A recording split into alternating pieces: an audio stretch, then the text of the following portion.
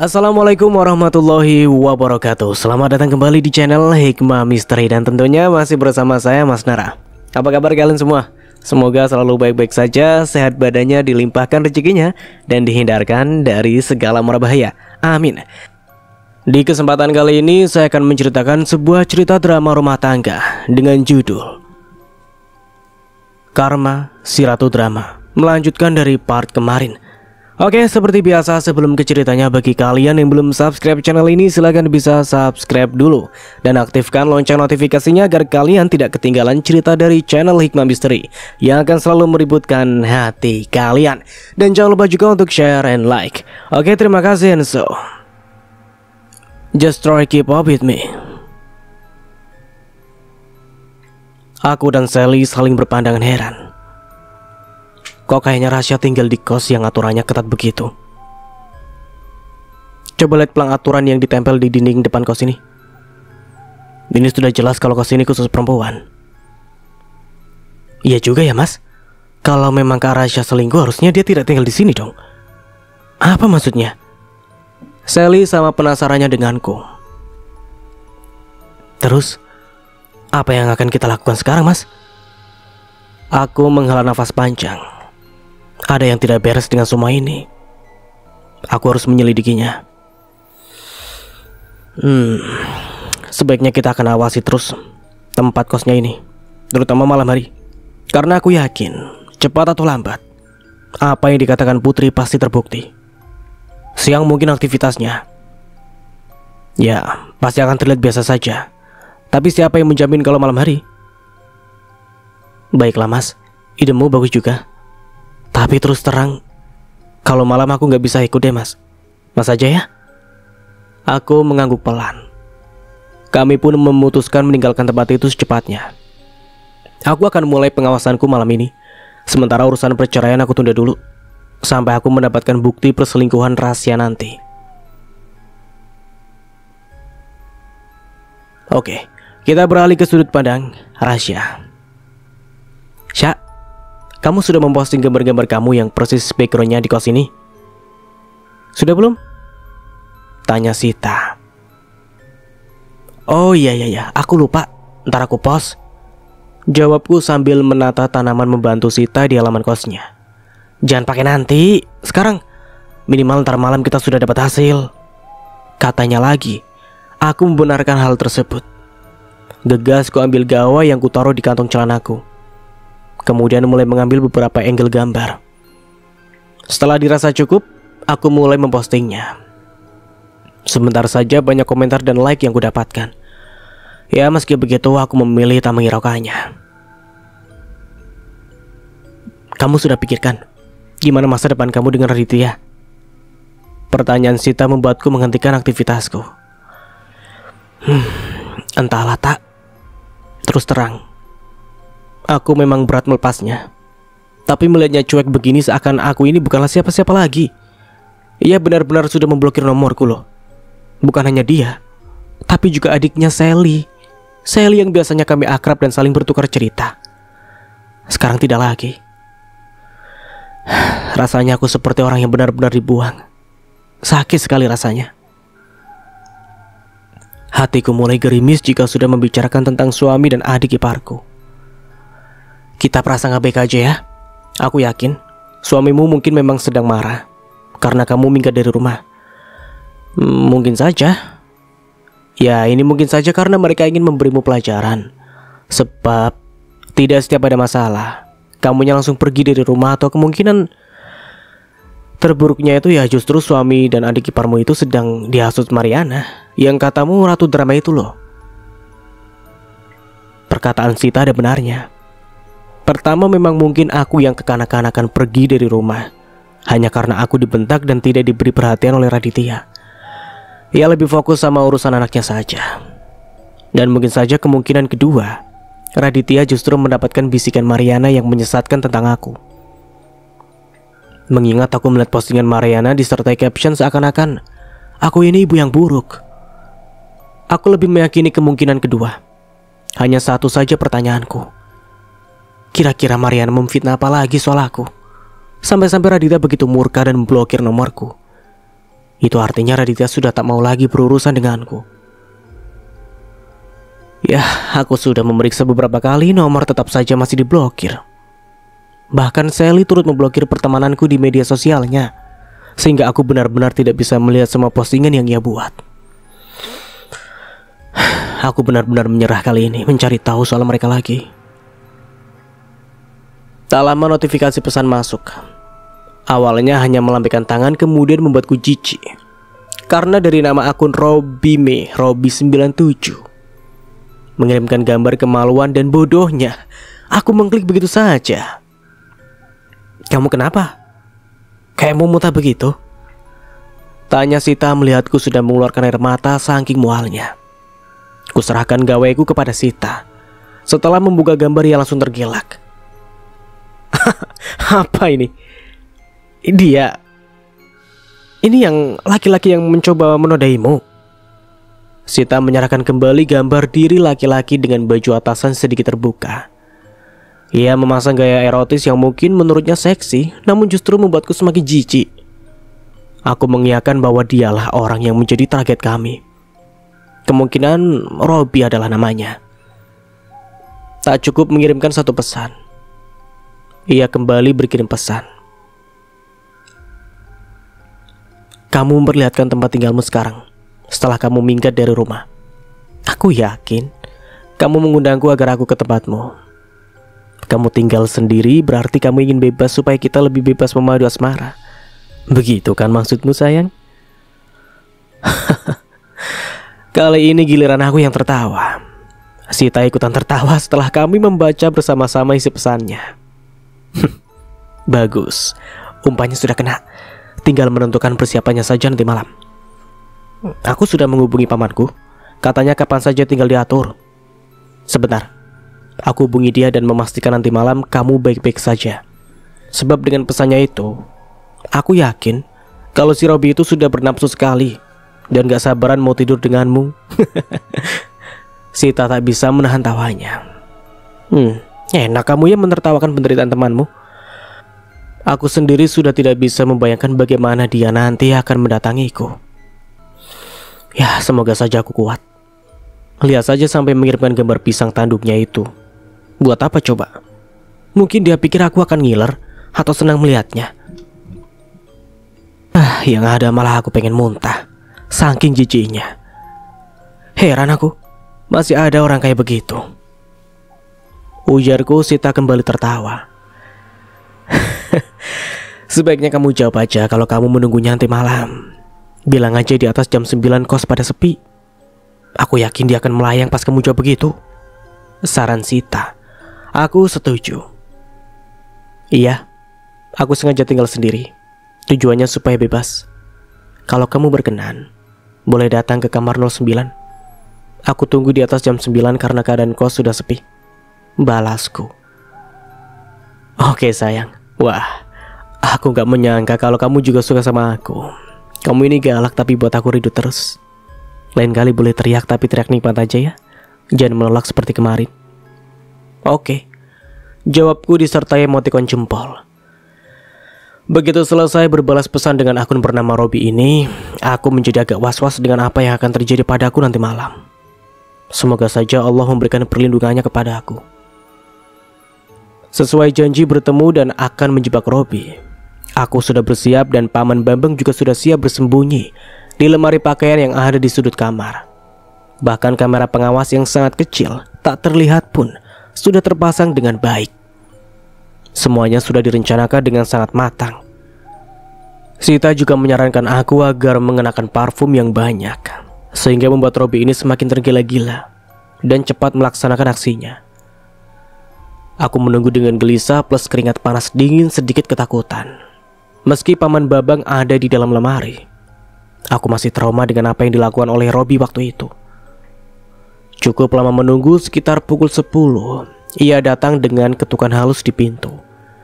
Aku membukanya dengan berulang kali menarik nafas dan mengembuskannya secara perlahan. Wow, kamu sudah cantik saja sayang. Sapanya dengan kerlingan mata genitnya. Aku mencoba tersenyum. Begitu masuk kamar, ia langsung ingin membuka bajunya. namun kularang. Aku tak terbiasa langsung main begitu. Terkesan kasar. Bisakah kita mengobrol dulu untuk menaikkan rasaku? Pinta aku. Semula ia bingung, namun setelahnya ia tersenyum lebar. Apalagi saat aku memberinya tempat di tepi ranjang tepat di sampingku. Aku sebenarnya benci melihatmu dengan Mariana. Ia sudah mengusik hidupku dengan Raditya. Dan sekarang kamu adalah kekasihnya. Sementara apa yang kamu lakukan padaku beberapa hari yang lalu, mencoba memperkosaku, membuatku senang dan ingin merasakannya. Hanya saja aku tak mau jadi kedua. Mariana selalu saja jadi penghalang. Iya, maaf ya. Aku kemarin kelepasan, tidak bisa mengontrol hawa nafsuku. Yang ada di bayanganku waktu itu, bagaimana aku bisa menidurimu entah kamu mau atau tidak. Sayangnya aku tidak tahu kalau ada Putri masih di sana. Dan dia malah bersaksi kalau aku begitu bernafsu ingin memperkosamu. Mariana marah-marah. Ya, tapi aku janji kalau kamu adalah satu-satunya. Aku tak pernah segila ini dengan perempuan. Jujurnya, aku tersenyum. Lagi-lagi dipaksa semanis mungkin. Jebakan kami mulai masuk. Terus, Mariana gimana? Apa dia nggak marah kalau sampai kamu tinggalkan dia demi aku?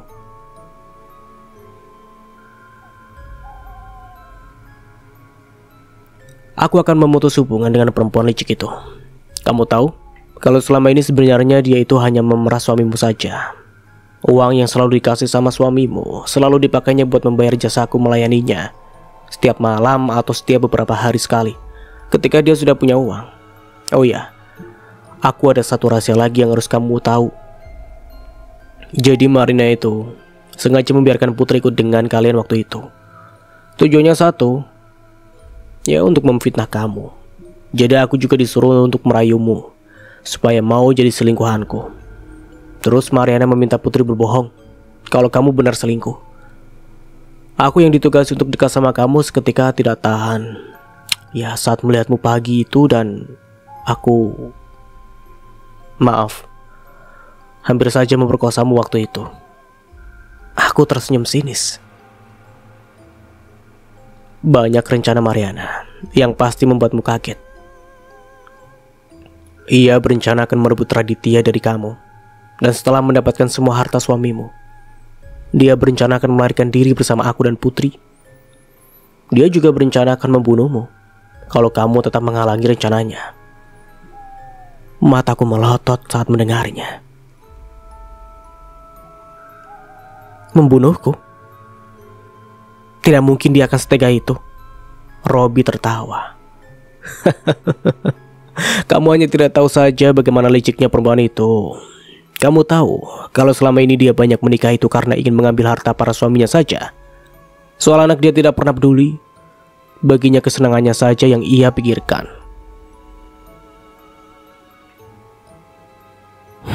Ternyata Mariana segila itu sudah merencanakan ini. Licik sekali. Berarti Raditya adalah target berikutnya untuk menguras hartanya. Kenapa tidak sejak saat dulu saat dia masih menjadi istri Raditya? Tak sengaja emosiku pun meluap. Katanya dulu dia sudah menguras Raditya sampai bangkrut. Dan sekarang karena tahu Raditya sudah mapan kembali, ya makanya ia menjadi sasaran empuk berikutnya. Sahutnya. Lupakan saja soal dia. Terus gimana dengan kita malam ini, sayang? Apa kamu sudah on? Terus terang, aku sejak tadi sudah tak sabaran mau merasakanmu. Ujarnya sembari ingin memelukku. Tunggu, aku masih ingin mengobrol denganmu. Jawabku. Matanya yang sudah memerah menahan keinginannya membuatnya tak peduli dan mulai bergerak cepat. Aku menangisnya beberapa kali dan ia semakin tak karuan. Sepertinya ia akan melakukan hal yang membuatku trauma lagi. Dengan cepat aku berdiri dan ia tak langsung melepasku. Kenapa kamu menghindar? Aku sudah tidak tahan. Jangan membuatku marah padamu, ayolah. Bujuknya dengan tangannya masih begitu aktif. Aku langsung mendorongnya dengan keras. Ia syok dan bangkit dengan cepat. Kemudian ia benar-benar ingin memperkosaku lagi. Aku berteriak sekuat tenaga memanggil nama Paman Bambang. berharap ia segera keluar dari tempat persembunyiannya. Air mataku sudah semakin deras mengalir. Aku ketakutan melihat Robi semakin menggila. Ia menutup mulutku dan mulai membuka bajunya satu persatu tak terkecuali dengan pakaianku. Brak! Suara pintu lemari didobrak paksa seiring pintu kosku juga terbuka. Aku kaget saat melihat Paman Bambang sekaligus Raditya sudah ada tak jauh dari posisiku. Robi gelagapan aksinya ketahuan. Ia ingin lari namun ia terkepung oleh Paman Bambang juga Raditya yang berdiri berseberangan. Dasar perempuan licik, ternyata kamu menjebakku. Tunggu saja, aku pasti akan bisa menidurimu suatu saat.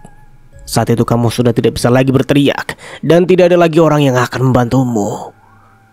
Robi terlihat murka. Raditya membantuku bangun lalu memelukku dengan erat.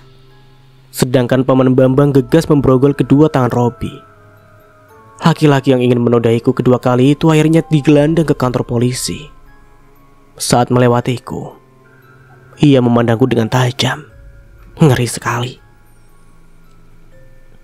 Situasi kos yang ramai membuat penghuni kos berhamburan keluar melihat apa yang terjadi. Mobil polisi ternyata sudah ada di depan, begitu juga dengan mobil ambulan. Aku bersyukur sekali. Ternyata rencanaku bersama Sita berjalan lancar, bahkan sangat didukung oleh Paman Bambang. Hampir semalaman aku diinterogasi. Semuanya ku jawab padanya. Raditya yang mendampingiku semakin mengeratkan pelukannya. Aku sendiri tidak tahu sejak kapan ia ada di sekitar kosku. Kata Paman, Robi ini bermacam-macam nama samarannya. Ia sebenarnya masuk DPO selama ini. Kasusnya macam-macam, mulai penipuan sampai penjualan gadis-gadis di bawah umur untuk dijadikan PSK. Polisi masih mencari tahu siapa lagi di balik kerja Robi ini. Oh ya, baru kamu yang kasusnya perkosaan. Kayaknya memang dia begitu tergila-gila sama kamu, Syak. Beber Sita saat menghampiri aku dan Raditya. Kaget sekaligus bergidik ngeri mendengarnya. Kamu beruntung, Syak, karena kedua kalinya dia hampir memperkosamu, kamu selamat. Tambah Sita. Aku mengangguk pelan. Setelahnya Sita meninggalkan kami. Maafkan aku ya sayang ya. Aku sudah termakan omongan Mariana mengenai hal ini. Aku tidak percaya jika kamu benar-benar akan dinodai oleh laki-laki tadi. Malah aku percaya omongan Putri yang bilang kalau kamu selingkuh. Hancur hatiku. Beruntung Sally melihatmu tadi pagi, dan kami mengawasimu sejak pagi. Aku kembali malam ini. Maaf, kupikir kamu benar selingkuh. Jadi aku kesini untuk melihat apa benar kamu selingkuh atau tidak. Aku hanya diam mendengar ucapan Raditya. Jadi kamu datang hanya ingin mengumpulkan bukti aku selingkuh ya? Ya kan? Kedatanganmu bukan untuk menyelamatkan aku dari laki-laki bejat itu. Air mataku tak bisa kutahan. Sakit sekali rasanya yang aku sendiri tidak tahu itu apa. Maafkan aku, Syak. Aku terlalu hancur mendengarmu selingkuh. Apalagi melihatmu pergi dari rumah semakin menguatkan dugaanku. Aku pergi dari rumah karena aku tidak pernah kamu anggap, Mas. Kamu selalu mengutamakan mantanmu, anakmu, bahkan Putri hilang. Kamu menyalahkan sementara aku sudah menjelaskan. Tapi kamu tidak mau mendengar apapun penjelasanku, dan malah menuduhku bukan ibu yang baik. Sakit hatiku, Mas. Ditambah kamu memblokir nomorku. Bukan kamu saja, tapi juga Sally. Seakan kalian membuangku begitu saja. Aku yakin saat beberapa hari ini kamu pasti putuskan akan menggugat cerai aku, kan? Iya kan? Tebakku. Ia langsung menunduk. Aku tersenyum sinis. Itu artinya aku benar. Tega sekali kamu, Mas. Aku bangkit berdiri ingin meninggalkannya. Ia tahan dan aku menepis tangannya dengan kasar, dan secepat mungkin masuk ke dalam kamar Sita lalu menutupnya cepat. Sita yang masih duduk di kursi yang ada di kamar kosnya pun menoleh.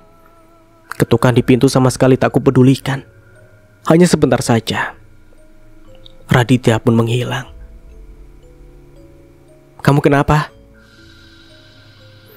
Ternyata Mas Raditya sudah berencana ingin menggugat cerai. Aku tak bisa menahan tangisku dan langsung memeluknya. Ia membalas pelukanku. Hari itu aku istirahat di dalam kamar Sita. Kamarku masih dijadikan TKP oleh polisi dan masih terpasang garis polisi. Suara gawai yang meraung-raung membuatku membuka mata. Sita masih ada di sampingku. Ku gapai gawai Sita kemudian mencoba membangunkannya. Tak, bangun, ada telepon. Dengan malas ia membuka mata dan menerima panggilan. Sebentar saja ia mendengar suara seberang. Posisinya yang tadinya berbaring langsung duduk dengan cepat. Aku pun ikut kaget melihatnya. Oke paman, ya siap. Makasih ya. Hanya itu kalimat terakhir yang dia ucapkan sebelum menutup panggilan dengan sempurna.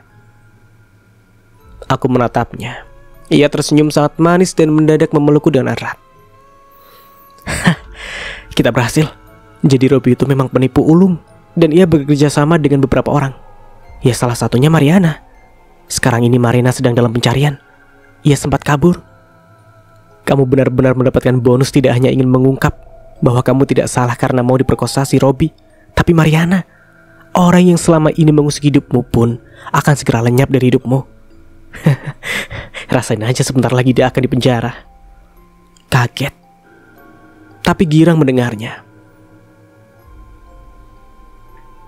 Baru saja selesai membersihkan tubuh dan bersiap untuk duduk tenang di teras sambil menikmati pemandangan pagi. Ketukan di pintu terdengar. Aku dan Sita saling berpandangan. Sita membuka pintu dan melihat persis di depannya Raditya. Ia tersenyum ke arahku. Aku memilih diam saja. Ia menggunakan setelan kemeja yang sangat rapi. Seingatku, kemeja itu sempat kusetrika sebelum aku minggat beberapa hari yang lalu. Kami diam dan hanya saling memandang. Sita berdehem beberapa kali. Raditya langsung kikuk. Sementara aku santai saja menanggapi. Kebetulan aku mau mengurus tanamanku. Silakan masuk. Keadaannya hanya begini, cuma kamar. Namanya juga kamar kos. Basa-basi Sita lalu keluar kamar dengan cepat meninggalkan aku dan Raditya. Boleh masuk? Tanya Raditya dengan sopan. Aku menarik nafas kemudian mengembuskannya perlahan. Mengangguk dan membiarkannya duduk di sampingku, tepat di tepi ranjang.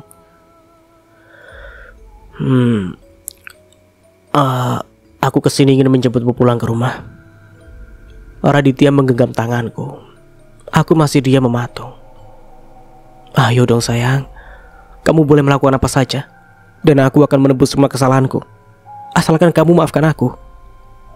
Sampai kapanpun aku ingin kita tetap bersama dan hidup menua bersama. Bujuknya lagi. Dan lagi-lagi aku tetap terdiam. Hatiku masih terlalu sakit dengan apa yang telah ia lakukan kepada aku. Aku masih belum menerima maafnya. Mungkin aku masih butuh waktu.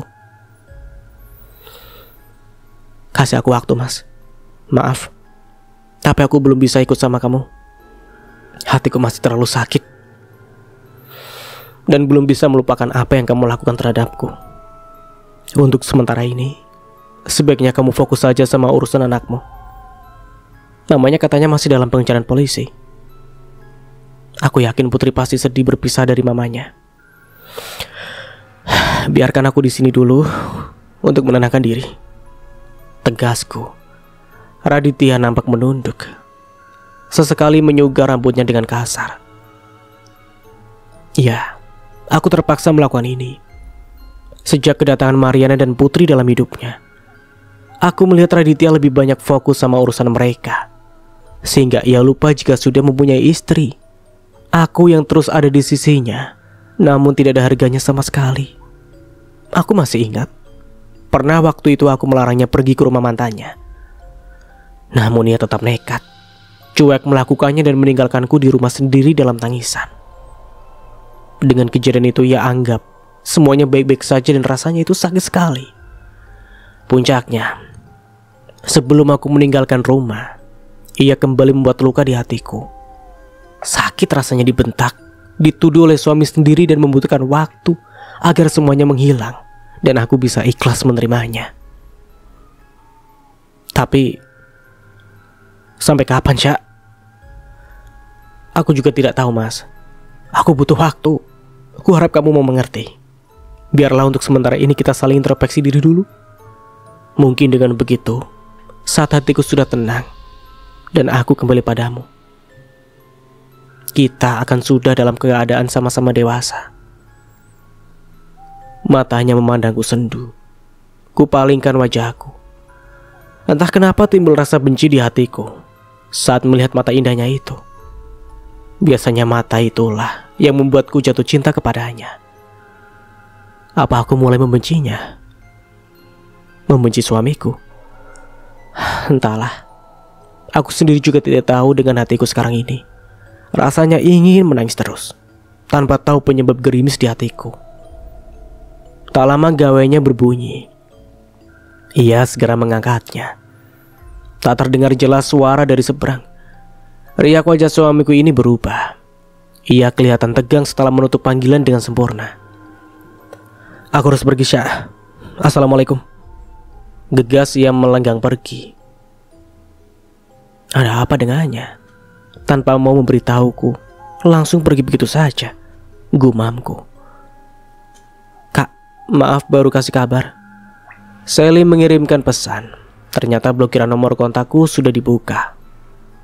Aku cuek dan kembali menaruh ponselku di dalam kantong celanaku. Baru saja berniat ingin memejamkan mata, suara dering ponsel berbunyi dengan keras. Dengan malas aku mengambilnya, namanya Sally pun di layar. Aku mengusapnya.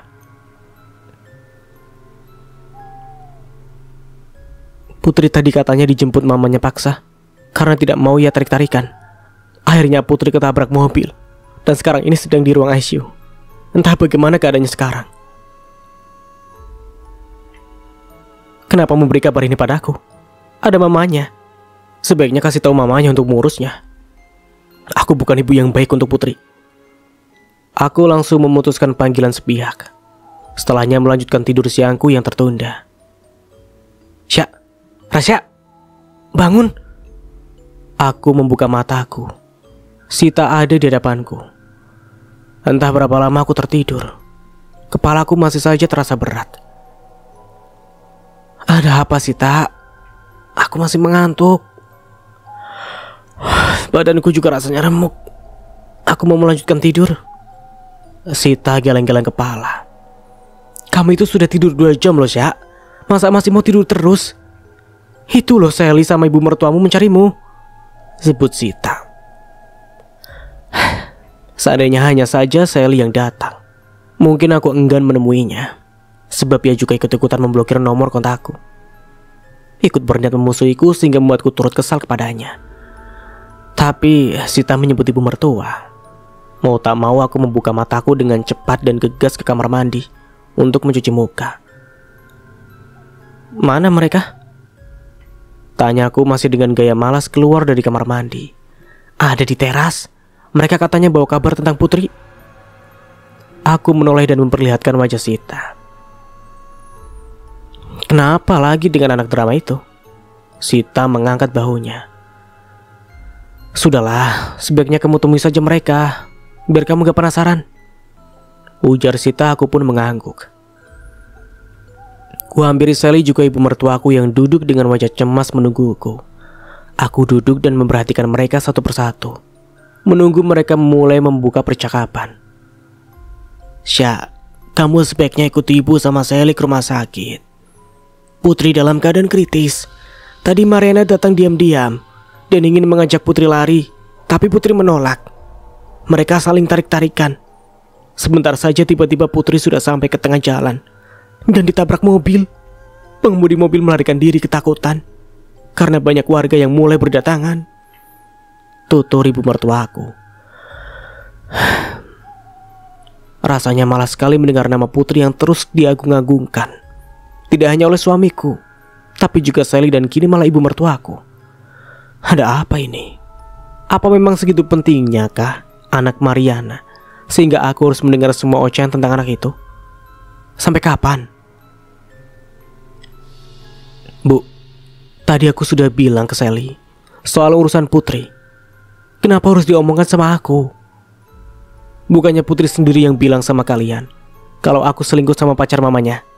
Aku difitnah sama anak sekecil itu. Dan semua orang percaya karena dia masih kecil, lugu.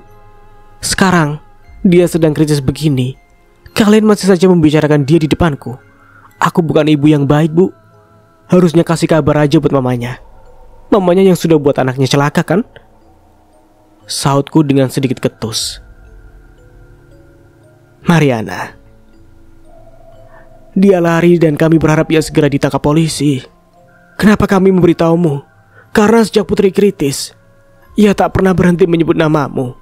Dan ia ingin sekali bertemu denganmu. Aku langsung diam mendengar kata-kata ibu mertuaku. Tidak terasa air mataku mengalir mendengar apa yang dikatakan oleh ibu mertuaku. Saat kritis Putri yang sempat ku benci karena pandai bersandiwara, berbohong kepada semua orang bahwa aku yang sedang mempertahankan mahkotaku dari Robi, justru dikatakannya bahwa aku selingkuh. Namun sekarang dalam keadaannya sekarang, Putri malah menyebut namaku dan ingin bertemu denganku. Rasanya aku terharu. Terharu karena ia lebih memilih menyebut namaku, bukan nama mamanya yang selama ini sudah memeliharanya, meski dengan cara yang salah. Kita ke rumah sakit sekarang, Bu. Pintaku pada ibu mertuaku. Ibu mertua juga saling menyambutku dengan senang. Setelah pamit dengan Sita, aku bersama mereka pergi ke rumah sakit. Sepanjang perjalanan tak banyak yang kami bicarakan. Kepala aku juga terasa sangat pusing. Entahlah, mungkin karena aku bangun dipaksakan. Begitu sampai di sana, Raditya sudah menunggu anak semata wayangnya tersebut. Matanya sembab sambil menggenggam tangan Putri. Baru kulihat betapa sayangnya Raditya kepada anaknya. Mungkin saja aku salah selama ini. Ia hanya sayang pada anaknya dan bukannya Mariana. Betul katanya jika Mariana adalah masa lalunya. Hanya aku yang begitu cemburu saat ia lebih memprioritaskan urusan mereka. Aku menghampirinya. Raditya mendongakkan kepalanya. Syukurlah kamu akhirnya datang, sayang. Putri sekarang ini sedang berjuang antara hidup dan matinya. Beberapa kali ia menggigau terus memanggil namamu. Tak terasa air mata ini menitik membasahi pipi. Putri yang sebenarnya sangat dekat sama kami harus membuatku benci hanya karena ajaran mamanya yang sangat sesat. Entah mendapat kekuatan apa, sehingga Putri melihat bahwa mamanya bukanlah ibu yang baik, seperti yang dituduhkan untukku. Aku duduk dan ikut memegang tangan Putri, menciumnya dengan khidmat. Hanya sebentar saja. Tiba-tiba saja tangan Putri bergerak menandakan adanya tanggapan balik darinya. Raditya kaget dan langsung memanggil dokter. Aku bingung. Tak lama Putri membuka mata dan sekian detik ia tersenyum kepadaku. Inilah senyum tulus padanya. Ya, senyum tulus perdana terhadapku. Dan aku juga membalasnya dengan sangat tulus. Aku mencium keningnya dengan lembut. Mama rahasia. Akhirnya Mama datang juga, lirihnya. Aku mengangguk dan tidak bisa menghentikan lajunya air mata yang berlomba-lomba turun meninggalkan jejak di pipi. Begitu dokter datang dan memeriksa keadaan Putri, dokter bernama Rahmat tersebut menyatakan bahwa Putri lepas dari kritisnya. Ia membutuhkan istirahat yang cukup, mengingat benturan di kepalanya memerlukan kesembuhan total. Support dari keluarga sangat penting untuk kesembuhan Putri. Jika keadaannya terus membaik, tindakan operasi akan kita lihat lagi kembali, terang dokter sebelum meninggalkan ruangan. Apa kata dokter, Mas? Kenapa dengan kepalanya Putri?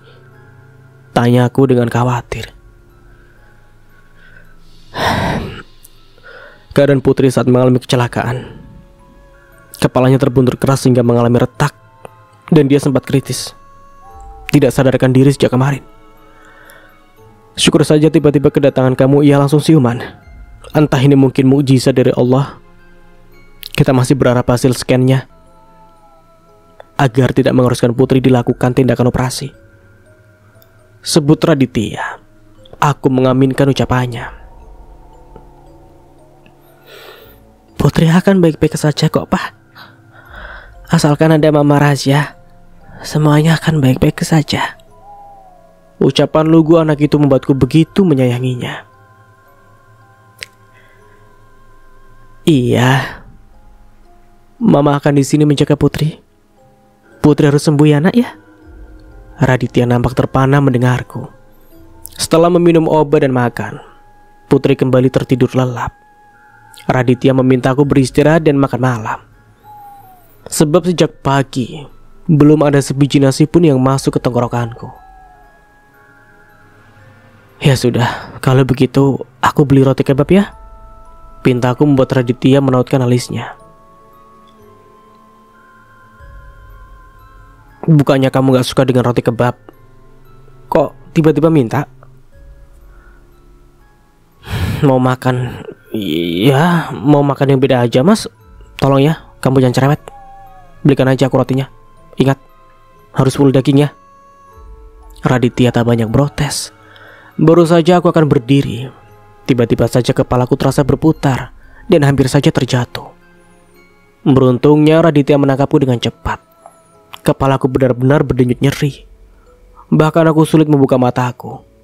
Setelahnya aku ambruk tak sadarkan diri. Begitu membuka mata, kulihat sinar yang begitu silau mengenai mataku. Raditya sudah menungguku di samping berangkar. Ternyata aku benar-benar pingsan dan kini dibawa ke ruang dokter. Baru saja aku ingin bangkit dari tempat tidur, Raditya melarangku. Bu Rasya, kita periksa dulu ya. Kenapa sampai pingsan begini? Apa karena tidak makan sejak pagi? Tanya dokter bernama Anissa dengan sangat ramahnya. Bukan karena itu dok. Hanya saja sudah 2 hari ini kepalaku rasanya suka pusing dan berputar-putar. Liurku juga rasanya pahit dan tidak enak. Dokter Anissa masih dengan senyum manisnya memeriksa aku. Kapan terakhir kali Bu Rasya mendapatkan tamu bulanan? Tanya lagi. Aku mulai mengingat-ingat. Rasanya aku lupa kapan terakhir kali aku mendapatkan tamu setiap bulannya. Hal ini dipicu dengan banyaknya persoalan yang menderaku. Aku menggelengkan kepala. Oh, tidak ingat ya Pak? Tolong bantu Ibu Rasya untuk buang air kecil ya. Saya akan memeriksa urin Bu Rasya. Meski bingung, kami tetap melakukan perintah dokter cantik satu ini. Setelah mengambil urin dan menyerahkannya, kami menunggu dengan harap cemas. 15 menit dokter Anissa mengumumkan hasilnya. Selamat ya Pak, Bu Rasya dinyatakan hamil. Berdasarkan hasil pemeriksaan urin, Bu Rasya positif hamil. Untuk kepastiannya sebaiknya periksaan ke dokter kandungan segera. Saya sih yakin kehamilannya sudah lebih dari 6 minggu. Tapi untuk pastinya lebih baik memang ke dokter ahlinya. Sarannya. Begitu mendengar aku hamil, tanpa ragu Raditya serta-merta memelukku dengan tangis bahagianya. Apalagi aku yang tak hentinya mengucap syukur. Akhirnya penantian panjang kami berubah hasil. Ibu sama Sali pasti senang dengan kabar ini sayang, sebut Raditya. Aku tak bisa mengucapkan sepatah kata pun. Hanya air mataku sebagai jawabnya.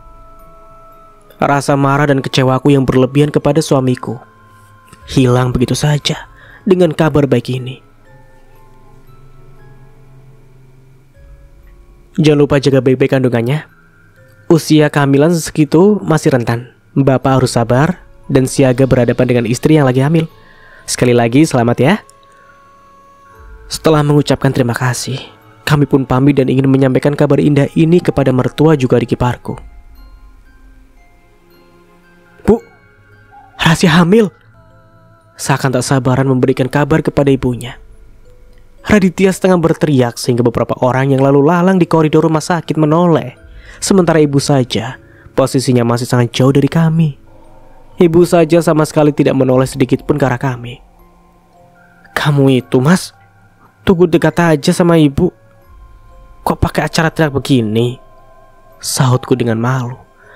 Biarin aja, biar semua orang tahu kalau aku sebentar lagi jadi papa. Jawabnya tak mau kalah. Tapi gimana dengan Putri mas? Takutnya dia cemburu. Begitu tahu kalau aku hamil dan dia pasti mikir rasa sayang kita akan terbagi. Cemasku, Raditya pun tersenyum. Insya Allah Putri akan senang jika tahu dia bakal punya adik. Jawabnya Raditya membuatku tetap bimbang. Mengingat selama ini Putri terbiasa sendiri. Ia selalu mendapatkan perhatian penuh dari papanya. Tiba-tiba saja kasih sayang papanya akan terbagi. Takut sekali seandainya sifat Mariana yang ingin menguasai itu akan ikut turun ke sifatnya dia. Bismillah sajalah. Semoga saja apa yang aku khawatirkan tidak akan terjadi. Sesampainya di ruangan Putri, Putri sudah siuman dan terlihat bercanda dengan Sally, juga ibu mertuaku. Mereka terlihat baik sekali. Aku dan Raditya menghampiri. Ada apa ini? Kok kelihatannya senang sekali? Sapa Raditya yang juga tidak bisa menyembunyikan senyum kebahagiaannya. Putri senang akan tinggal dengan kamu, Dit, kata ibu. Putri akan bersekolah kembali, makanya dia bilang kalau nanti sekolah pasti makan yang enak-enak dari masakan Mama Rasya. Aku ikut tersenyum mendengarnya. Aku mendekatkan Putri lalu mencium keningnya dengan lembut. Iya, nanti Mama Rasya akan buatkan bekal setiap hari, biar gak jajan sembarangan di sekolah nanti. Yang penting Putri senang sekolahnya ya. Pintaku. Putri pun mengangguk. Putri senang. Papa punya berita baik yang semakin membuat Putri senang loh. Berita ini juga buat ibu sama Sally. Raditya nampaknya tidak bisa menahan memberitahukan bahwa aku dinyatakan hamil. Putri pasti senang kalau nanti kumpul sama Papa dan Mama Rasya. Papa mau kasih tahu berita penting apa? Putri gak sabar mau mendengarnya.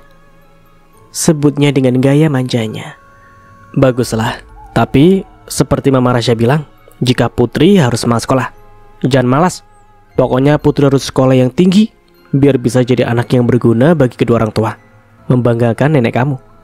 Untuk berita baiknya, sebentar lagi Putri akan punya adik, karena Mama Rasya sedang hamil sekarang. Ibu mertua juga Sally menyambut baik berita ini. Namun tidak dengan Putri. Senyum mengembang di wajahnya tadi langsung lenyap begitu saja. Benar saja, apa yang aku khawatirkan akhirnya terjadi. Putri pasti tidak akan bisa menerimanya. Beneran, Dit? Saya... Pertanyaan ibu kami jawab dengan anggukan. Alhamdulillah, syukurlah kalau kamu sudah hamil, Syak. Terima kasih ya Allah, akhirnya mantuku hamil juga. Ibu mertua langsung memelukku. Sally pun tak mau kalah. Senang ya Put, kamu bakal punya teman main. Nanti rumah bakal rame dengan adanya si kecil. Rasanya aku sudah gak sabaran mau menimang ponakan gemoy. Sebut Sally, kami menyambutnya dengan tawa. Diam-diam ku perhatikan anak semata wayang Raditya yang hanya diam dan melamun. Entah apa yang ia pikirkan. Saat ibu memeluk Putri, kelihatan sekali senyum Putri begitu dipaksakan. Sepertinya hanya aku yang melihatnya dengan jelas bila ia tidak suka dengan berita kehamilanku. Berita ini tidak sepenuhnya membuat kami semua bahagia, sebab Putri kelihatannya tidak terima kenyataan ini. Meski begitu, kulihat Putri pintar menyembunyikan kekecewaannya. Hebat sekali.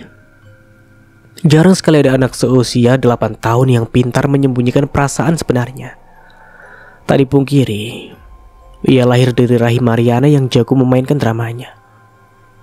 Begitu juga Putri. Untuk saat ini kami berpura-pura tidak tahu soal ini. Aku sudah memberi isyarat pada suamiku dan ia hanya berbisik jika Putri akan menjadi urusannya.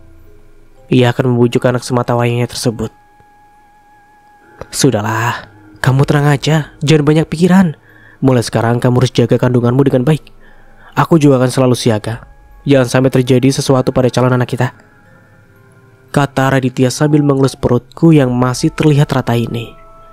Oke, kita beralih ke sudut pandang Mariana. Kesal sekali dengan keteledoran Robby. Ia tertangkap dan berkicau bila aku ikut andil menikmati uang hasil menipu yang membuatku buron sekarang ini. Robby yang begitu kegatalan ingin sekali merasakan tubuh Rasya membuatku sekali jengkel dengannya. Ia seakan tak pernah puas dengan layanan yang aku berikan. Menurutku Rasya sangat jelek, tapi kenapa Robby begitu tergila-gila padanya? Semua ini gara-gara Rasya yang membuatku sengsara seperti ini. Semua orang selalu membela perempuan jelek itu, mulai Raditya yang terlalu mencintai istrinya itu, lalu Robby yang seakan tak bisa melepas pandangannya dari Rasya. Kini anakku, anak satu-satunya. Putri ikut-ikutan lebih memilih Rasya ketimbang mamanya sendiri. Sore itu aku berniat ingin membawa Putri pergi sejauh mungkin dari kejaran polisi. Aku sudah berusaha membujuknya, tapi tetap saja ia tidak mau. Perih rasa hatiku. Putri hanya mau tinggal sama papa juga mama Rasya. Ikut mama hanya buat Putri sengsara.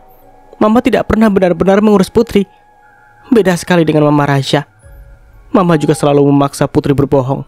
Kasihan mama Rasya. Putri sudah pandai membela orang yang kubenci. Putri, kenapa kamu begitu nak? Kamu tahu mulai kecil kamu selalu ikut mama. Hanya mama yang perhatian sama kamu. Coba kamu lihat kakak juga adikmu yang mama titip sama nenekmu. Cuma kamu yang tetap menjadi kebanggaan mama. Ikut mama ya nak. Mama butuh kamu.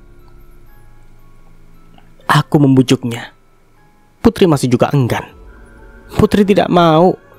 Kata Bi Sally, mama sekarang dikejar polisi. Kenapa mama mau Putri dibawa-bawa? Mama maunya Putri ikut dibawa polisi juga. Jawaban Putri membuat kesabaranku habis. Aku tak lagi mau membujuknya, namun langsung menarik tangannya dengan kencang. Aku berharap ia tidak berani lagi melawan mama kandungnya demi mama tirinya itu. Sakit mah, lepaskan Putri. Putri gak mau ikut mama. Putri berusaha melepaskan cengkraman tanganku. Aku tak peduli dan terus menariknya. Baru saja aku akan menggunakan kedua tanganku untuk memegang Putri, tiba-tiba saja ia menendang kakiku. Seketika cengkraman tanganku terlepas. Putri berbalik ingin berlari dengan menyeberang. Mendadak sebuah mobil dengan kecepatan tinggi menabraknya begitu saja. Aku ternganga kaget dan tidak bisa berbuat apa-apa. Saat Sally dan ibunya Raditya terlihat berlari menuju ke tempat Putri, aku langsung melarikan diri cepat mungkin agar aku tidak dihakimi massa yang mulai berdatangan. Saat melarikan diri, aku sebenarnya tak pernah jauh dari tempat Raditya. Mereka saja yang tidak tahu jika aku terus mengawasi setiap pergerakan mereka. Aku juga melihat Putri dari kejauhan. Selama beberapa hari ini, aku selalu mengintainya di rumah sakit. Awalnya Putri kritis dan sempat tidak sadarkan diri. Yang membuatku benci, Putri selalu menyebut nama Rasya. Sakit rasanya sebagai seorang ibu yang tidak dianggap sama sekali. Putri lebih memilih berat terhadap istri barunya Raditya. Dasar bodoh. Kini, aku melihat keadaan Putri yang sudah siuman, dan ia terlihat tertawa bahagia bersama Sally dan ibu. Saat aku hendak mendekati ruangan Putri, kulihat dari jarak beberapa meter Raditya bersama Rasya tak hentinya tersenyum sepanjang perjalanan koridor menuju ruangan Putri.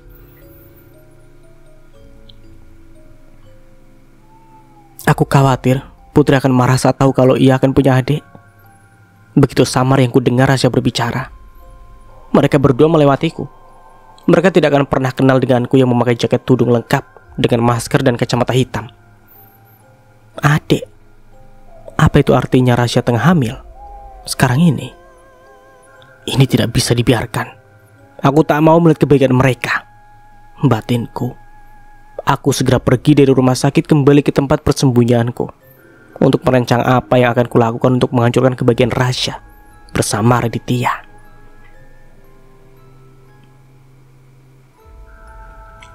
Oke, kita beralih lagi ke sudut pandang Rasya. Sejak tahu aku hamil, Putri lebih banyak diam. Ia juga sudah diperbolehkan pulang ke rumah dan melanjutkan perawatan jalan saja. Aku memilih kembali ke rumah setelah berpamitan dengan Sita, teman baikku itu. Mas, aku yakin Putri gak akan suka jika tahu aku hamil. Ia pasti merasa kedudukannya sebagai anak satu-satunya yang biasanya diperhatikan sama kamu bakal tergantikan dengan anak yang akan kulahirkan nanti. Sebutku saat aku duduk santai di ruang tengah bersama suamiku Raditya. Raditya tersenyum. Itu hanya pikiranmu saja. Putri nampak baik-baik saja. Bahkan ia ikut senang karena sebentar lagi bakal punya adik. Sally juga bilang begitu, karena Putri sendiri yang bilang kalau Mama Rasya lahiran, dia akan ajak adiknya bermain. Sudahlah, jangan terlalu berprasangka buruk, gak baik. Setelahnya aku lebih banyak diam. Tidak mau berprasangka buruk, hanya saja beberapa kali ku pergoki Putri melamun, dan sesekali menatap perutku dengan tatapan yang sulit kuartikan. Aku berharap semuanya akan baik-baik saja. Hari ini, entah ada angin apa yang lebih banyak tersenyum. Tiba-tiba saja ia menghampiri kami di ruang tengah. "Pak, apa boleh Putri punya handphone sendiri?" Permintaan Putri membuatku sedikit aneh. Sebab anak seusia dia seharusnya masih terlalu dini menggunakan benda canggih tersebut. "Boleh dong, biar Putri bisa menghubungi teman-teman Putri nanti." Aku menoleh memperhatikan wajah suamiku. Ia nampak cuek. "Untuk handphonenya, biar Putri nanti yang pilih. Pokoknya Putri mau yang paling bagus," ungkapnya. Raditya mengangguk antusias. "Sore ini ya, Pak?" "Iya. Nanti Papa kasih lihat kamu brosurnya. Begitu nanti Putri pilih, jadi tinggal Papa bayar aja." Putri senang, kemudian mencium pipi papanya dan meninggalkan kami kembali. "Mas, apa gak terlalu cepat buat Putri menggunakan handphone? Lagi pula aku yakin Putri belum terlalu perlu menggunakannya." Raditya nampak mendelik tak senang kepada aku. "Kamu itu kelihatan sekali tidak suka sama Putri ya? Sejak hamil terlalu banyak yang kamu khawatirkan, dan itu berlebihan. Pikirkan saja kehamilanmu. Untuk urusan Putri serahkan saja padaku. Selama ini semua uang gajiku kamu yang kuasai, dan aku mesti mengemis kalau mau kasih ke Putri. Putri hidup sengsara selama ini. Sekarang waktunya lah untuk menyenangkan dia. Apa salahnya dengan itu?" Aku melongo tak menyangka jika suamiku akan begitu kepada aku. "Mas, biar bagaimana juga, aku ingin ikut merawat anak kamu. Anak kamu ya anak aku juga. Apa ada yang salah dengan hal tersebut?" tanya aku dengan nada yang kunaikkan. "Enggak. Udah terlalu berperasaan dan terlalu drama. Seakan-akan kamu memperhatikan urusan Putri. Bukannya dulu gara-gara kamu semua urusan Putri menjadi kacau." Aku menautkan alis. Benar-benar tak menyangka jika Raditya kembali menyinggung hal tersebut. Baru saja aku kembali ke rumah nyaris 2 minggu. Namun Raditya kembali mengungkit hal yang sudah berulang kali kujelaskan bahwa tak pernah kulakukan. Sebenarnya apa mau Raditya? "Jadi kamu tetap saja menuduh aku yang membuat Putri lari waktu itu? Kamu anggap aku tidak becus menjadi ibu bagi anak kamu, Mas?" Raditya tak lagi menjawab. Namun diamnya membuatku semakin kesal. Aku memilih beranjak dari tempat duduk dan masuk ke dalam kamar. Bukannya menyusul dan membujukku, ia malah cuek dan kembali sibuk dengan gawainya. Raditya membuatku berpikir yang tidak-tidak. Mungkin saja ia sudah tidak ingin hidup dengan perempuan sepertiku, yang dianggapnya tidak becus mengurus anak semata wayangnya. Mungkin saja Raditya memilih kembali pada aku lantaran aku diketahui mengandung anaknya. Tiba-tiba saja pikiranku berkelana sampai ke sana.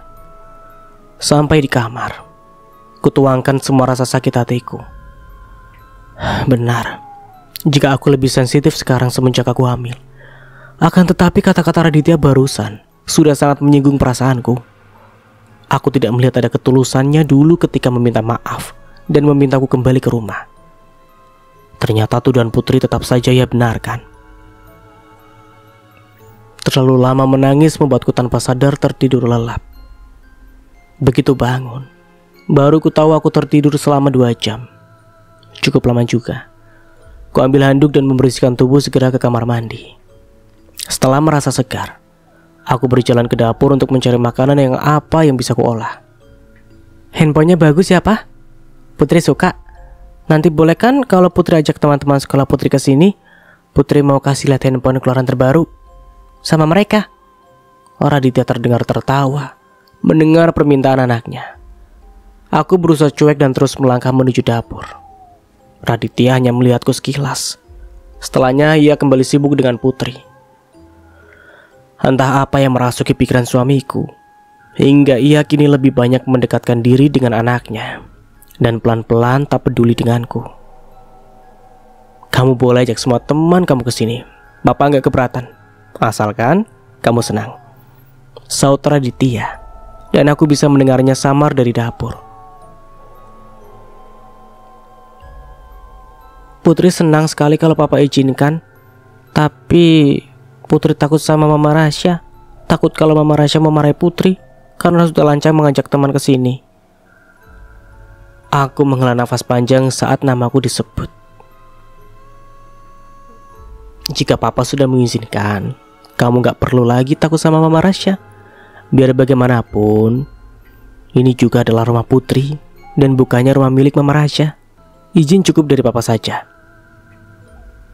Ya Tuhan, jawaban Raditya sama sekali tidak mencerminkan perilaku seorang bapak, dan dia mengajarkan cara yang salah pada anaknya.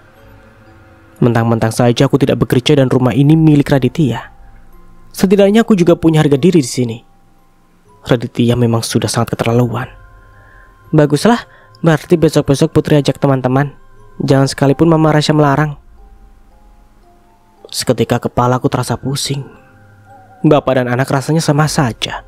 Mungkin memang Raditya hanya cocok berjodoh dengan Mariana saja. Mereka keluarga yang utuh dan sempurna. Tidak seperti aku yang baru saja hadir dalam hidup suamiku. Aku tak lagi berselera ingin mencari makan. Segera keluar dari dapur dan mengambil tas juga dompetku di kamar. Tak lupa uang juga perhiasan selalu kutaruh di sana. Kali ini kuyakinkan keluar dari rumah ini bukan lagi isapan jempol belaka. Mungkin Raditya berpikir aku akan baik-baik saja. Ia memperlakukanku seperti itu. Ke tempat Sita ya sudah tahu. Sebaiknya aku kembali saja ke rumah orang tuaku di kampung. Sengaja pakaian tidak aku bawa. Aku akan beralasan hanya ingin mencari angin di luar. Gumamku. Hanya berbekal uang simpanan dan perhiasan, aku berniat akan keluar dari rumah ini. Gawe juga sengaja ku tinggal, biar Raditya tak akan bisa lagi menghubungi aku. Sebisa mungkin ku tahan rasa sakit hatiku. Begitu juga dengan air mata jangan sampai keluar. Saat melewati mereka, aku berharap Raditya akan bertanya. Namun aku salah. Mas, aku jalan dulu. Izinku. Raditya mengangkat kepalanya sebentar. Setelahnya ia mengangguk begitu saja. Aku menarik nafas panjang kemudian mengembuskannya perlahan. Selang setengah jam, aku sudah duduk di halte bus. Tujuannya hanya satu, ke tempat di mana ibu dan adik-adikku tinggal. Mungkin lebih baik aku begini. Aku akan kembali ke kampung halaman di mana ibu juga saudaraku lebih menghargaiku ketimbang tetap bersama Raditya, suami yang kukira bisa memberiku rasa nyaman. Begitu busnya datang, aku mulai naik dan menyandarkan sedikit punggungnya yang mulai terasa lelah. Sejak hamil, aku lebih banyak tidur untuk beristirahat ketimbang bergerak. Kehamilan anak pertamaku ini membuatku malas melakukan aktivitas apapun. Koran kak, tawar anak laki-laki remaja padaku dan penumpang lainnya. Korannya satu, kataku, dan ia menyerahkan koran seharga 5.000 tersebut. Baru saja membuka halaman kedua, mataku melotot melihat Robi yang baru saja tertangkap beberapa minggu yang lalu, kini buron selama 2 hari ini. Seketika perasaan takutku pun muncul. Oke, kita beralih ke sudut pandang Raditya. Entah apa lagi maunya rahasia. Aku melihat ia begitu tidak peduli dengan apapun yang menyangkut urusan Putri. Apa saja selalu ia ikut campur dan melarang. Ia sama sekali tak suka jika aku lebih perhatian kepada anakku satu-satunya. Dengan begini aku bisa melihat sifat sesungguhnya dia. Ia hanya menikah denganku karena cinta denganku saja, bukan dengan anakku. Harusnya ia paham telah menikahi seorang duda beranak satu. Sejak awal kukira Rasya tulus menerima kedatangan Putri. Namun aku salah. Hingga sekarang ini aku masih merasakan Rasya menyembunyikan sesuatu kepadaku. Aku yakin bahwa ayah tidak akan diperkosa oleh Robi. Tapi memang Robi lah pacarnya. Dugaanku semakin kuat saat melihat berita di televisi yang menginformasikan kaburnya Robi dari tahanan. Bukan hanya itu saja, Tiba-tiba saja Rasya pamit jalan akan keluar dan sengaja tak membawa serta handphonenya. Ia pasti takut jika aku mengetahui keberadaannya. Diam-diam aku memang memasang GPS di handphonenya, sehingga memudahkanku melacak keberadaannya. Perlahan aku mulai mempercayai apa yang dikatakan oleh Putri dulu. Putri masih kecil, jadi tidak mungkin juga ia berbohong. Aku malah memiliki keyakinan Putri tak mengakui lagi apa yang ia katakan sebelumnya. Pasti Rasya yang mengancamnya. Kini kulihat lebih banyak berdiam dan melamun. Aku semakin tak karuan dan rasanya perlahan mulai kesal dengan sikap Rasya. Putri merasa Mama Rasya tak menyayangi Putri. Ia sering diam-diam memarahi Putri. Kalau lama-lama dekat sama Putri, mungkin Putri tidak akan betah, Pak. Mendengar laporan anak semata wayangku membuatku hancur dan dilema. Satu sisi aku menyayangi anakku, dan satu sisi lagi menyayangi Rasya. Apalagi dalam keadaannya sekarang ini yang tengah hamil. Namun apa yang Putri katakan membuatku harus bersikap tegas menegur Rasya. Jangan sampai dia merasa menguasai semua yang ada di rumah ini. Aku juga menghibur Putri dengan membelikannya handphone yang ia minta. Meski terbilang mahal, namun tidak ada salahnya aku membelinya sekali-kali. Bukannya mendukung, Rasya malah marah seakan aku ini lebih perhatian sama Putri ketimbang dia.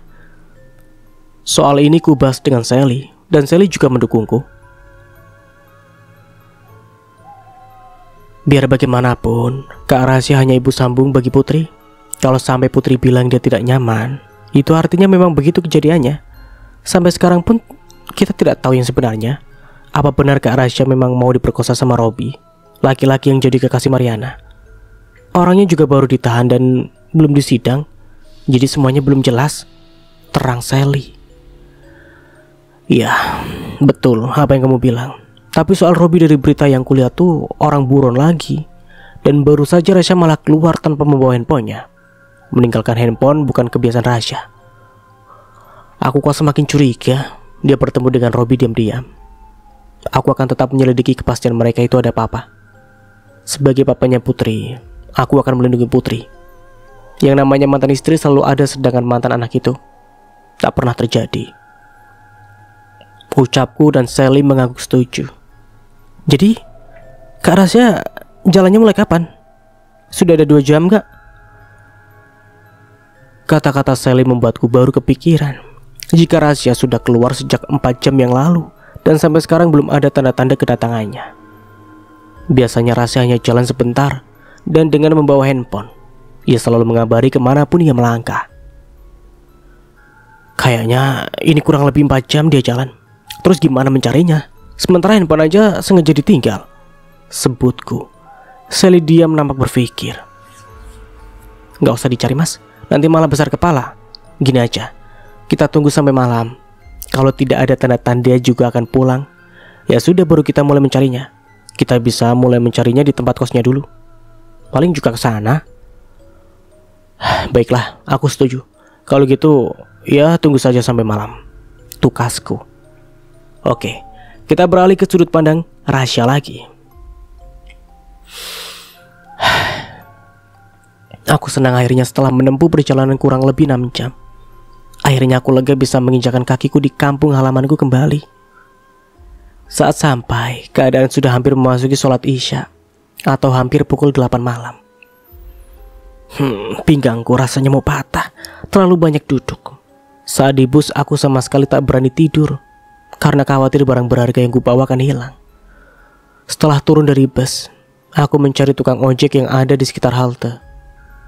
Aku harus menempuh perjalanan sekitar 15 menit lagi untuk sampai persis di depan rumahku. Jarak antara halte bus dengan rumahku hanya berkisar beberapa kilometer saja. Mang, saya mau ke Kampung Lapang. Pintaku kepada tukang ojek Parubaya yang ada di depanku. Ia mengangguk cepat. Selama dalam perjalanan, aku tak banyak berbicara. Memang sebelum memilih tukang ojek tadi, aku mengamatinya terlebih dahulu. Hanya khawatir saja jika aku akan dirampok di tengah jalan.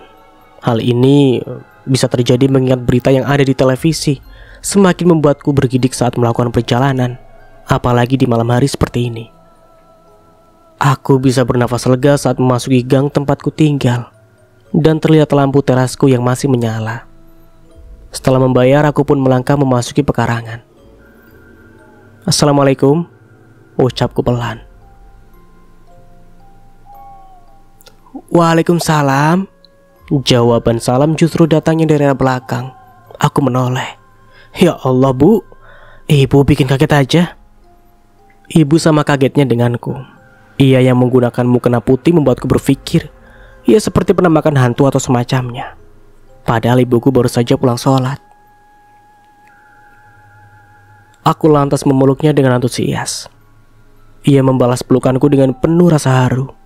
Tak terasa kami saling menumpahkan rasa rindu. Kamu mau kesini kok tiba-tiba mendadak? Nggak kasih kabar ke ibu atau saudara-saudaramu? Tumben. Ibu menilaiku setelah mengurai pelukan. Rahasianya ingin kasih surprise, Bu. Terus suamimu mana? Kok cuma kamu sendiri aja?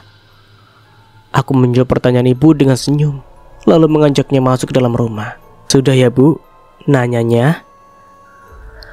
Pokoknya sekarang ini Rasya lapar pakai banget. Ibu masak apa? Ujarku mengalihkan topik pembicaraan.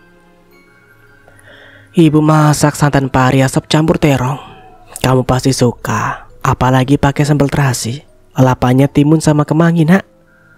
Seketika liurku ingin menetes. Apalagi ibu memasak makanan kesukaanku. Aku memang paling suka kalau ibu sudah memasak makanan khas yang ada di kampung kami. Daun kemangi selalu menjadi favoritku dijadikan lalapan. Ibu seakan tahu jika aku sudah lama tidak makan itu, dan memasaknya saat aku datang ke rumah ini. Rasanya tak sabaran ingin makan dengan porsi jumbo. Setelah mengganti mukenanya, ia langsung mengajakku pergi ke dapur untuk menikmati masakannya yang membuatku selalu kangen dengannya. Ayo makanlah, setelah makan kamu beristirahat saja dulu. Besok saja kalau mau mengobrol. Ibu melihat kamu sudah kelihatan lelah. Tuturnya membuatku tenang menikmati hidangan. Setidaknya aku punya waktu untuk memberinya alasan dengan kedatanganku yang tiba-tiba, tanpa didampingi oleh suamiku Raditya. Sebab ini bukanlah kebiasaanku.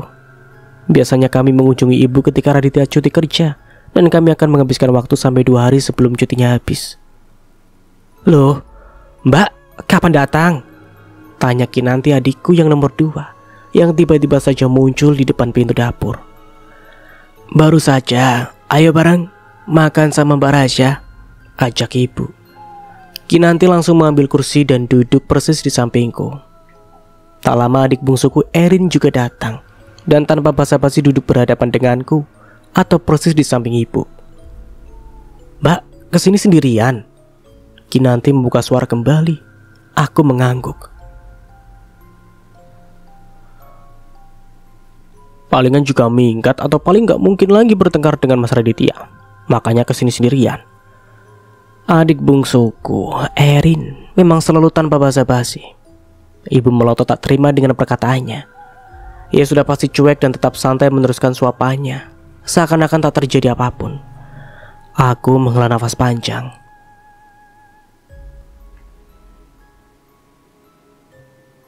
Kamu itu kalau lagi mau ngomong ya tingkat dulu, tegur Kinanti. Erin lagi-lagi cuek. Memang adikku ini orangnya kelewat santai dan ceplas-ceplos kalau berbicara. Meski begitu ia baik hati. Hanya saja kebiasaannya satu ini memang sulit ia hilangkan sejak dulu. Kami sendiri sudah sangat paham dengannya. Aku yang melihatnya cuek dan malah tertawa. Sudah gak apa-apa Kinan. Toh emang mbakmu ini lagi minggat dari rumah karena mau menyampaikan berita baik kepada kalian. Surprise lah istilahnya gitu, sautku dengan tenang. Memang berita baik kapan, Duk? Tanya ibu penasaran. Kinanti pun menunggu jawaban, sesekali kulihat Erin juga ikut melihat.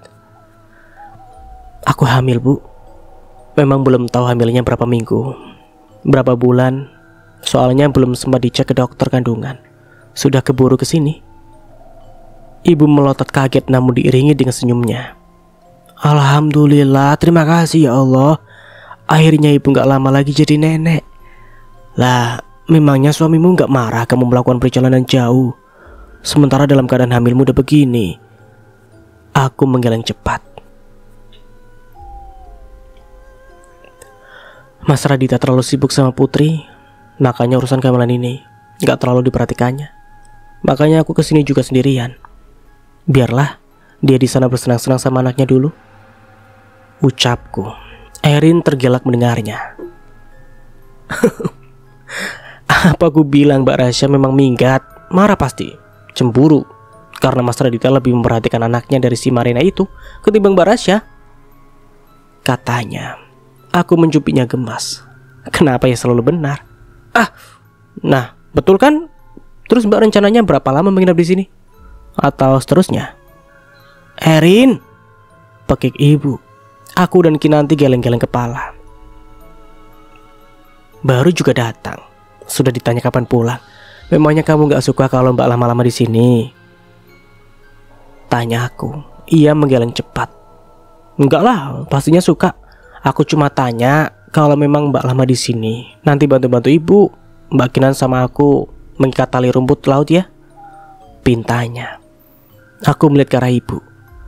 Ibu menunduk berpura-pura tidak tahu. Soal ini harus kutanyakan ke ibu. Aku sudah melarangnya supaya tidak bekerja sebagai buruh lagi dengan mengambil borongan ikat rumput laut.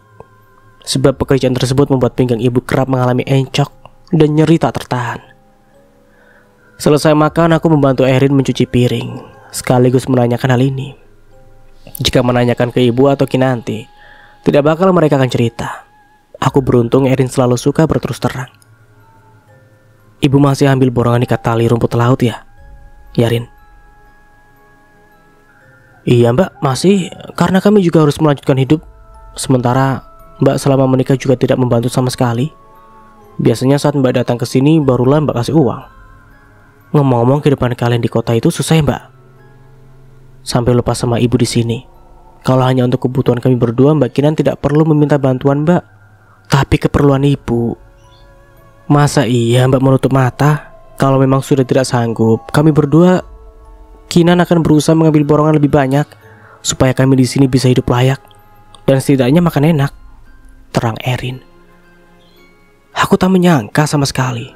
Uang yang biasa ku tabung dari hasil menyisihkan uang belanja dan biasanya ku serahkan ke Raditya untuk dikirim ke keluargaku di sini tak pernah sampai. Mengapa Raditya begitu tega? Jika saja aku tidak mengunjungi ibu dan kedua adikku dalam keadaan begini, mungkin sampai kapanpun aku tak pernah tahu jika uang tersebut tidak pernah sampai. Tega sekali Raditya. Maafkan aku Yarin, selama menikah Mbak memang tidak pernah sekalipun bekerja, sehingga hanya berharap uang yang diberikan Mas Raditya sama Mbak.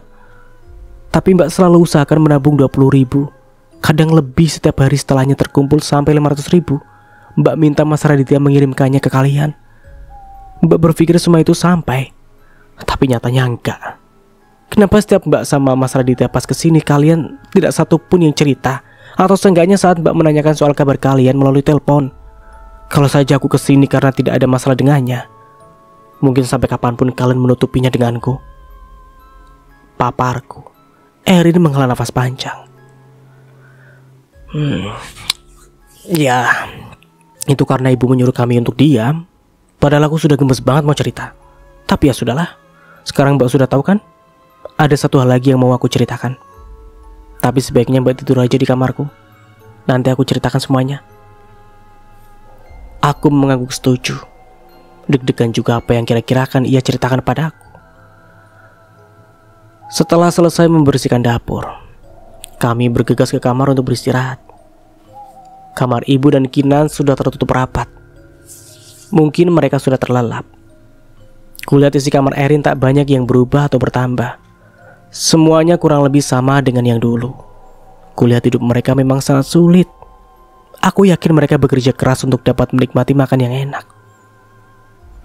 Seketika air mataku menetes membayangkan betapa enaknya hidup bersama Raditya di kota. Sementara kebalikannya dengan hidup ibu dan saudaraku di kampung. Aku merasa menjadi orang paling egois sedunia.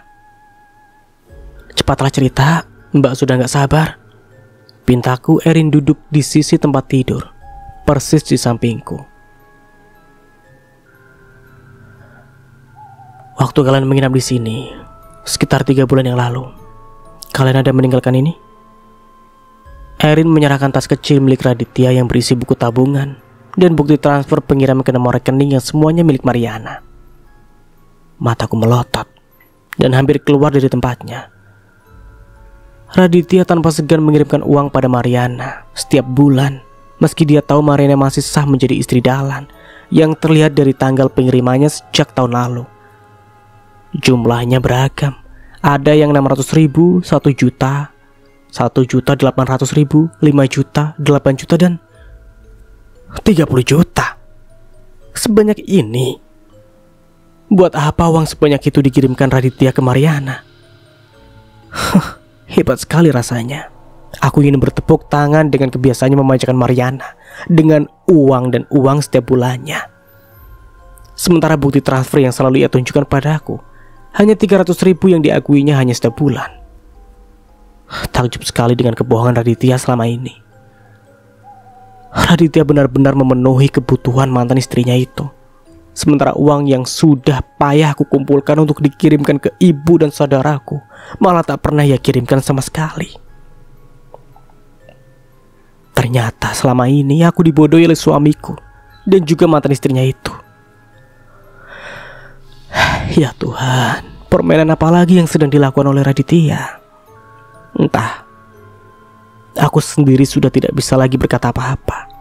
Ternyata kepulanganku ke kampung membuka semua sandiwara suamiku selama ini. Ia terlihat marah jika diserbu Mariana melalui media sosialnya. Sementara aslinya ia memang memperhatikan perempuan cebol itu dengan cara sembunyi-sembunyi. Terus apa fungsinya aku sebagai istrinya selama ini? Hanya sebagai istri di atas kertas saja kah? Aku yang ia nikahi tapi justru mantan istri yang ia nafkahi. Kejam kamu, Mas. Siapa aja yang tahu soal ini? Ibu atau Kinan juga tahu? Aku bernafas lega ketika melihat adik bungsuku menggelengkan kepalanya.